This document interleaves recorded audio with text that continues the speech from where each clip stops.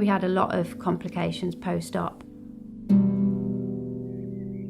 She put a very good fight on, didn't she, to be fair? We were very, very close. I believed, hand on heart, that she would do it. So even when some of the doctors were starting to say, she's struggling here, I still thought she could do it because I'd seen her do it so many times.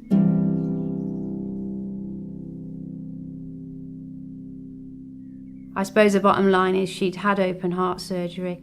That heart was already a poorly heart, and she just wasn't coping in the end with everything else that unfortunately life was throwing to her in that last few days.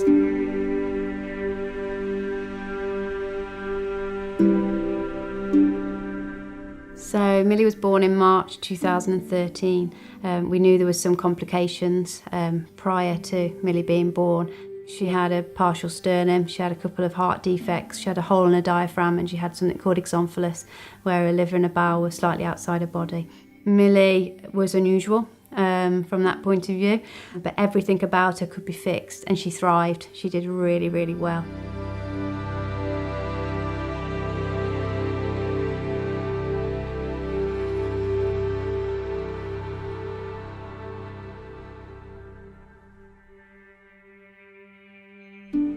I'm Sally Roberts. I'm a family support worker at Birmingham Children's Hospital. I met Emma, Ed and Millie during their time in intensive care, and been fortunate enough to keep a relationship going with these guys who have been massive supporters. I was really privileged actually to have got to know Millie and having lots of adventures with her. She needed heart surgery, quite major heart surgery. The plan was always for her to grow for as long as she possibly could to give her the best possible chance through theatre. She did really well. She came home when she was 15 months old, and that's when she really started to come on leaps and bounds. At home she learnt to walk, do lots of things. We went on holiday, go off for days out, and we would make the most of what we got in our time at home as a family. What came with hitting those milestones, unfortunately, was the fact that her heart started to struggle as a result. Trying to get them to sit quietly and sleep and get a good night's rest, it's quite difficult to explain that to an 18-month-old with a tracheostomy who was just a very lively, normal child.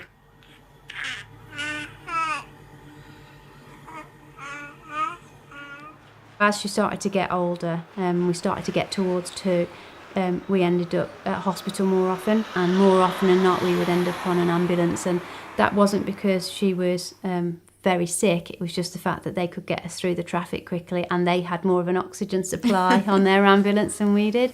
As time went on, the hospital started to say to us, are you okay with this? Are you all right with this? You're almost here every other day. The time came in early 2015 when they decided, okay, enough's enough now. We're going to need to do this operation. I remember having a conversation with Millie's heart surgeon who talked a bit about statistics with me. He said that the chance of death for this operation would be 3%. Because it's Millie, we're going to push that up to 5% because she's a bit unpredictable and tends to have her own agenda quite often. Ever since that day, really, I've never believed statistics. Someone has got to be in that unlucky percentage. And unfortunately for us, we were. Some of those complications were just too much for her to overcome. She gave one hell of a fight up to the very last second. She was still doing things her way. She was always very particular about her bath and her pyjamas and everything like that, and she knew what her routine was. And that on the day, that's obviously what she wanted, and she was washed, she had a moisturiser, she had her pyjamas on. The did everything, and that's what I always tried to do, always to the very last second, did what she wanted. So we did all that for her, and she had a story, her final bedtime story, and off she went. So yeah, that's what happened to Millie, really.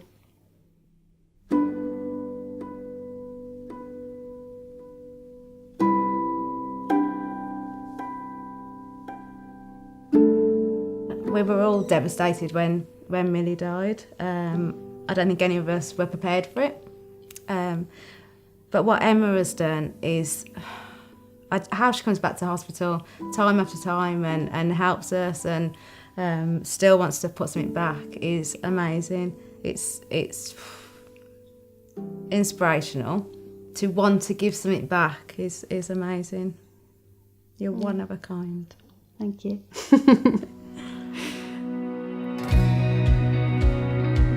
The Magic of Millie was something that we set up and we started in 2015 to support PICU. I know how much things cost, but I just think that we could, as the Magic of Millie, just change things a little bit and just make those bad times a little bit brighter. Because that's what Millie did. She brought a brightness into people's lives. She would make the sternest of consultants smile. Nurses used to come up to our bed space because they'd had a bad day, and they would come to me, to Millie, and they'd pick Millie up and they'd talk to her and she'd smile at them, and I call that the Magic of Millie. We've done a lot of events. I like to do one every year. The first year, 2016, we did the Rainbow Ball, which was a huge success. Last year we did Strictly for Millie, that was Millie's favourite programme when we were at home. She used to love the lights, the music, the dancing. As soon as Strictly finished, I decided I was going to have a bit of a break, which lasted about 3 or 4 days, and then I decided I was going to do something else. So I decided to do Millie's Secret Santa. It was something that I really wanted to do, having spent 2 Christmases on PICU myself. I think no family ever wants to find themselves on intensive care, so what Emma and the Magic of Millie team did was just really brighten up their day, and the amount that came was just incredible. Our plan was to be able to provide Christmas presents for all of the patients on PICU, which is a 31-bed unit. However, we managed to provide presents for parents and siblings and the patients, which was really, really good. We went up to Waitrose and they lent us their trolleys. We got 300 plus presents in the end, didn't we? It went well beyond Christmas, so we were able to restock our playrooms, and when a child has a birthday we can tap into the stuff, so it really has gone well beyond Christmas. We finished Millie's Secret Santa. Around this time, Sally contacted me from the hospital and said, would we be able to help support the summer party? And we have the party every year. It goes for current families, so any family that's on intensive care, and it's just bringing them a sense of normality. We also invite our families back. To see Emma at the summer party was fabulous. Yeah. And you even got to bring your nephew Stanley this year, didn't you? I took my nephew Stan and my sister along with me this year so they could see a little bit of what we've been doing. We managed to fund the magician and also helped along with some other parents which support the unit as well. It was nice to be able to see Millie's photo at the party, so it was kind of like she was there with us. Photo was around and the parents got to ask questions about her and know that that party was made possible by us and the team really, so that was really, really nice.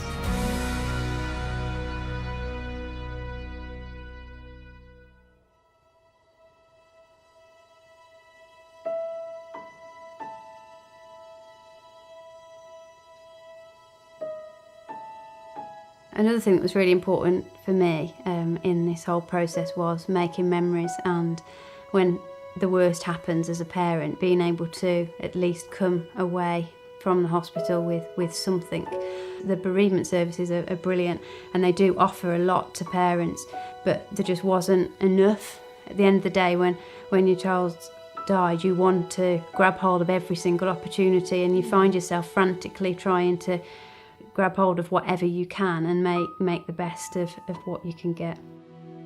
We work with families that, like Emma, that are at the worst point of their life. They have lost the most precious thing in the world, and to be able to offer anything at that point, nothing can change it, nothing can fix it, but actually to give something with some real meaning. They want to hang on to anything that is precious, anything that they can keep and hold and touch. So I went to Mother Care and I said, I'm looking for the casting kits. I says, I'd like to get a hand or foot impression of my daughter. And the lady said to me, well, we don't sell them, but we do them for you here. So she very politely and doing her sales pitch and said, if you'd like to bring your daughter down, we've got a session on Saturday, if you'd like to bring her down. And I just remember just standing in Mother Care, just completely broken, just thinking, not really knowing what to say. How do I tell her? Yeah. Do I explain why that's not possible, or do I just kind of say thank you? And I kind of became a bit obsessed with it, and I needed to do this. So I ordered then a kit off Amazon to try and do it myself, obviously, in which time then we'd left the hospital. And because I'd left the hospital, I'd lost my support. I turned up at the funeral director's a few days later with this like bag of stuff which I didn't really know how to do and how to work it. And the funeral directors thankfully took that from me and basically said that they would do it for me. And I ended up with this. So this is Millie's foot. When I went to pick it up, they said to me, "Oh, I'm not sure you're going to like this. It's really realistic." And I was like, and it was just amazing for me. It was so nice to have. And this is, at the end of the day, this is probably my most precious possession now. I've got a small box of things which are my memories, and that's Millie's 2 years in that box. And I just thought, this is something which surely all the other parents feel the same. Surely they want something like this. And said to Sally, well, can't we do this? Can't we do this for everybody? Magic of Millie has actually funded for 5 of us at the hospital to be able to make the kits, to make the sets. And now every child on intensive care that sadly is palliative or end of life, parents are offered the CAS, they're made. We do hands and we do feet, and we really hope that it's something that we can roll out to the rest of the hospital. But it makes such a difference. It just captures every bit of detail, and you know, a photograph's one thing, but to actually be able to hold your child's hand or child's foot is the most precious thing in the world. Nobody wants to talk about a child dying. It's not right, it's not what's meant to happen, but unfortunately it does happen, and that's why you are all here tonight, because of Millie. And actually what Millie's now doing in her legacy and her memory is providing families with something that is so precious, and I can't explain the comfort it brings to a family. It really is. So we bought a CFAM machine. Don't ask me what CFAM stands for, I don't know. It's not something that is particularly funded by the government because it's a machine which gives information. It's a benefit to have it. CFAM was a machine which Millie used and was, in a dire time for us, the only machine that we could refer to as a happy machine. Despite Millie's very poorly exterior, her brain was still sparkling away, and there was nothing wrong with her brain, so that gave us some good news, and probably the only piece of good news that we had in that 10 days. We bought one of these machines for the unit. That machine's called Millie, so it got a label on it which says Millie on it, so people will say, oh, why is that machine called Millie? And again, it's about telling people about her, and knowing that, and she would like that. She would like the fact that machine. There were some awful machines that I hated, that she hated, but that was one that was showing us that, yeah, despite what was going on and what we could see, the brain was still ticking away and was still fluttering as she did. Millie's a driving force behind everything I do in life. She is still what gets me out of bed every morning. I want her to be part of my life, and that this is a coping strategy for me. This is what I've chosen to do. I think she's not just a part of your life, though. She's a part of everybody's life. The impact that she's still giving now is incredible. It goes beyond this room. It goes beyond tonight. Actually, she will help families for a long time to come. When I started this back in 2015, 100,000 was my aim. That's where I wanted to be.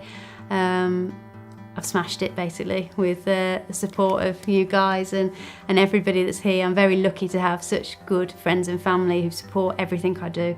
It is like having 2 jobs. My boss is here tonight. Thankfully, my work support everything that I do. So we're now going for 250,000, 250,000. That's our next target, and I'll keep going for as long as I possibly can. What I want to make clear to people is that money doesn't just get lost in the pot of BCH. They do always come to me and they always say, can we buy this with it? Or they'll come to me with an idea. They always make it relevant to what we've done. That's really nice. Millie's got her own bank account at the hospital, which people have forever done. There's been loads of things that people have done runs this year. People have done car boot sales. HSBC have done a car boot sale for us. People are forever putting money into that account. I've experienced most things at BCH, really. I've been through a lot there. I've lived a lot of days there, and be it just when you turn up at 2 o'clock in the morning because you've just jumped on an ambulance and had a very frantic ambulance ride from home into the hospital, and you turn up and you've not got a toothbrush, and someone gives you a toiletry bag and says, here you go, here's some toiletries. So those little things, and that costs a £5. So whatever donation people make this evening, be it big or small, it does make a massive difference. All of my free time is spent raising money for BCH. So I love it, but I couldn't do it without the support of you guys and being so generous financially and also with your time. There's loads of people tonight who've offered their time, a raffle prize, their services. So big thank you to our sponsors, big thank you to all of our supporters of The Magic of Millie, and hopefully see you next year. Yep, big thank you from all on intensive care at Birmingham Children's Hospital, because it's making a huge difference. So dig deep, guys. Dig deep.